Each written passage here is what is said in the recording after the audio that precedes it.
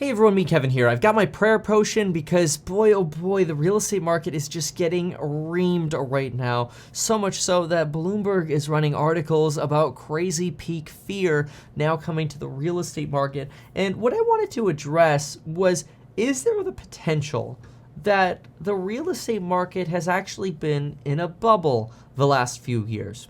So we're going to look at a few charts and try to understand this. Remember, if you want to go from zero to millionaire in real estate, I've got programs on real estate investing, both do-it-yourself property management and rental renovations, and zero to millionaire real estate investing, identifying deals, buying deals below market value, me analyzing your potential deal, what to spend money on and what not. Link down below. Use that coupon code expiring at the end of the month. So the first thing that we want to look at here is this particular chart. This chart, it takes a ratio of price to earnings, and we call this a CAPE ratio. And in the case of the stock market, sometimes we'll use like a PE ratio, which is somewhat similar to this. And the CAPE ratio here for the stock market is in orange. You can see that the stock market orange line has gone down, and the housing ratio, which uses rents as earnings, is still relatively high, although it's clearly crested right over here. And what's fascinating is you kind of, with the exception of over in this area here where you see this weird sort of double peak of these two, you actually have a very interesting alignment right here, which is when we started printing money, printing money, and we roughly followed exactly the same path as we printed money. Well, now that the housing, or rather the stock market bubble has essentially burst, there are a lot of murmurings that the housing market is next to burst. And of course, the rationale for this is relatively simple. It's that housing is a very interest rate sensitive market.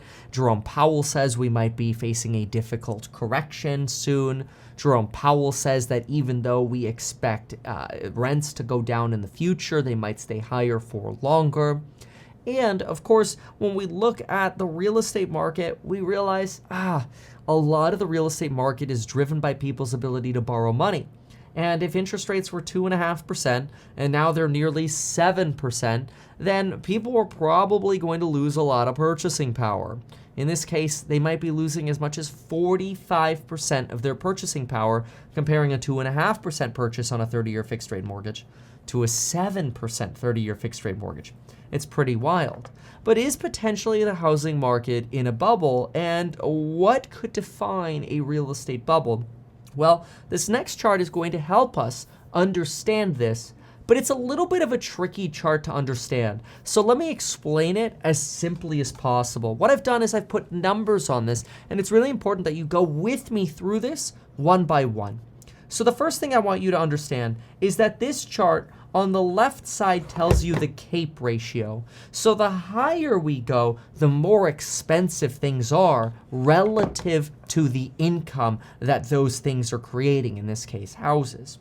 This over here represents how expensive interest rates are. It's not the 30-year mortgage. This chart shows the 10-year treasury, but mortgage rates tend to follow these. They're a little bit more expensive than these, but they tend to follow these with a spread of anywhere between 2 to 3%.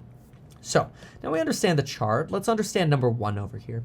So number one has a bunch of blue dots, and blue dots represents a period of time from 1995 to 2002. And what you notice is that as these yields were actually at the far right of the chart, you can see that only the blue dots are on the far right.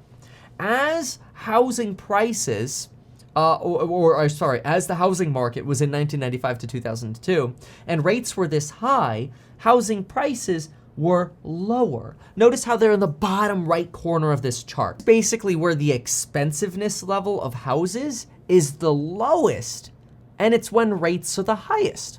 Okay, that makes sense, right? Rates go up, prices go down. Okay, but there's something weird that happens in bubbles, and that's what we're gonna talk about in this chart. But first, we gotta look at number two. So number two shows us these yellow dots. So what is number two for yellow? Well, it's actually 2021 to 2022. So that's post-pandemic. Okay, interesting. So what do we have here? How fascinating. We have some of the lowest interest rates in the chart and some of the most expensive valuations. Okay, well that makes sense. This totally makes sense so far. So we understand the chart so far, right? That's the easy part, okay? Interest rates, high, price, low. interest rates low, price high. Yay, easy, right? And now I want you to see a little bit of a moderate example. Take a look at this period of money printing from 2014 to 2022, or 2020 actually. You can see that as we're printing money, rates were relatively stable, right here, between 2 and 3% on the 10-year. And what did housing prices do? They stayed relatively stable in valuation. In fact, they didn't balloon or bubble up in valuation. Very interesting.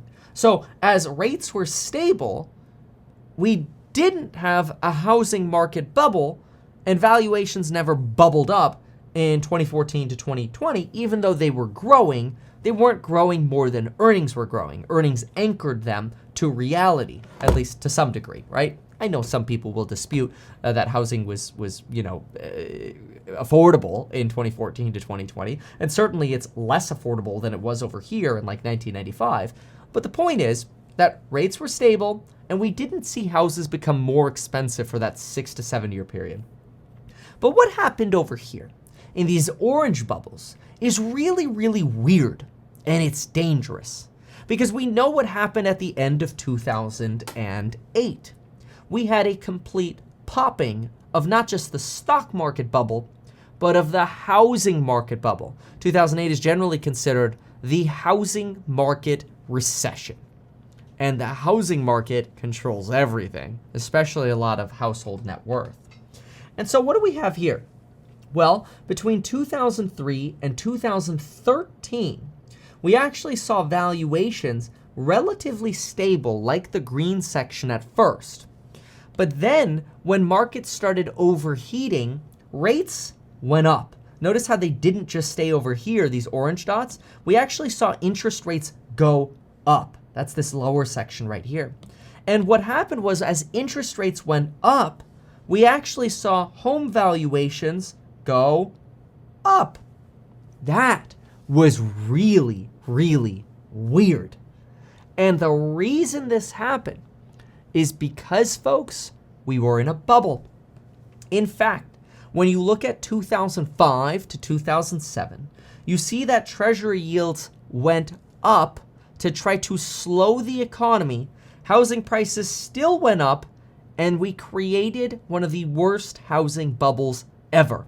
That's because as rates went up, prices still, and valuations, not just prices, valuations went up. That is the definition of a housing market bubble. A housing market bubble is when people say, I don't care if housing is getting more expensive, I need to buy now because I don't want to miss out. And I hate to say it, but many people who are buying homes today are saying, I need to buy a home now because I don't want to miss out on interest rates where they are now, because interest rates could go even higher. That is the bubble talking. And that's really, really scary, because if you look at what interest rates were in 2010 and 2011, they had actually come back down. And that's really, really important, because as they came back down, valuations came back down. And that is critical. We can evidence this simply by looking up the 10-year treasury. And then what we're going to do is we're going to look up, well, what does this mean for where we are now? And I hate to say it, but it's a little on the scary side, all right? So let's go ahead and take a look at the 10-year treasury yield, which is currently substantially spiking. It's at 3.71%. And if I go back to let's just zoom into the 2003 era. Here we go. 2003 era. Notice when you had high rates here between 2003, rising rates all the way to 2007. This is the era where you actually had housing prices explode and valuations go bubble crazy. And as the market collapsed, interest rates actually fell and bottomed in 2012 in this 2003 to 2013 cycle, right? So you can see substantially lower rates after prices came down. But rates rose while prices were still going up, and people were still buying and paying higher prices and higher valuations compared to rent because they had FOMO. They had fear of missing out. So when you actually look at this chart, It's a little bit complicated, but when you actually look at this chart and now you have all of this data, you can actually correctly say, wait a minute, Kevin, so what you're saying is maybe this right here was 2004 and 2005 and 2006. Rates going up and valuations going stupid. Correct. And that is a bubble. And when interest rates then later ended up coming down, we ended up having reasonable valuations. So I'm kind of adjusting how this chart looks to you for some more understanding, right? This is why we're going through this chart very slowly, because I know it's a very tricky chart, but it is incredibly insightful. Especially because now, folks, what's happening right now with yields? Well, you should already know this because, quite frankly, I just showed you. But it's okay if you don't remember. They're skyrocketing again. Every time or every day that the 10-year treasury is over a rate of 2.75, in my opinion, we create permanent damage to the housing market. So much so that I want you to see what happens to the dots when we start plotting what's happening right now in 2022. And it's scary. Before I do that, I just want to quickly introduce House Hack. If you're not familiar yet, I am creating a real estate startup to go bottom feeding for the best possible real estate deals during this next correction. And the best time, in my opinion, to invest in House Hack is now.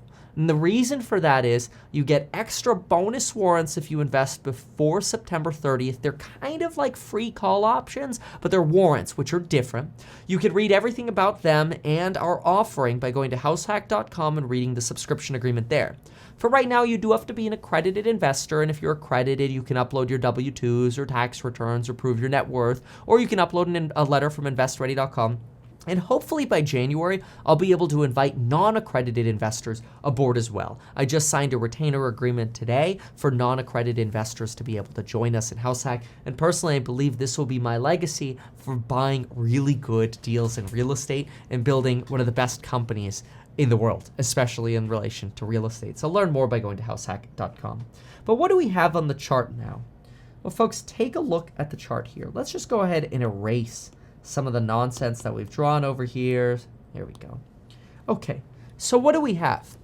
Well, folks, the yellow is 2021 to 2022. Well, interest rates in 2022 have risen. So these low interest rates around 1% over here represent valuations that are actually around this 45 level, right? So you have low interest rates, lower valuations. You're not actually seeing a bubble. But what's happened recently, folks, is actually a lot more scary. What's happened recently is the following. And remember, the yellow dots are only 2021 and 2022. Interest rates have started going up dramatically.